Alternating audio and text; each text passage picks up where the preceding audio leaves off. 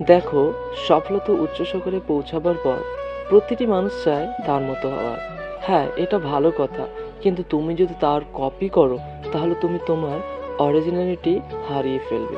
তোমার মধ্যে যে প্রতিভা আছে তুমি কে সম্পূর্ণ হারিয়ে ফেলবে।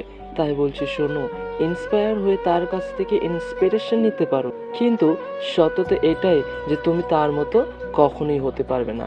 সফলতা পাবার আগে তোমাকে এটা খুঁজতে হবে যে তুমি কোন কাজে সবথেকে বেশি ইন্টারেস্টেড, কোন ফিল্ডে তুমি নিজেকে রাজা বানাতে পারবে, সেই কাজকে নিজেই করে নিতে হবে। এটা ম্যাটার করে না সে পড়াশোনায় ভালো তার মানে তুমিও হবে, হতেও তো পারে তুমি খেলাধুলায় ভালো। তাই দেখো, নিজের ইন্টারেস্টে সেই কাজে তোমাকে কিং বানাবে। তো ইন্টারেস্টের উপর কাজ করো, যত বেশি ইন্টারেস্ট থাকবে সেই কাজে কখনো বোর ফিল করবে না।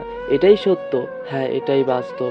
সেই কাজকে করার জন্য তুমি সব কিছু কম্প্রোমাইজ করবে, এতটাই কনফিডেন্স থাকবে তোমার নিজের ইন্টারেস্টিং কাজের জন্য, তোমার স্কিলের উপর। কারণ তোমার বিলিফ সিস্টেম এতটাই মজবুত থাকবে যে মানসিক দিক দিয়ে কখনোই টায়ার্ড হবে না। আর তখনই সফলতা তোমার কাছে চলে আসবে, কারণ সফল তো তোমাকে পেতেই হবে, আজ নয়তো কাল।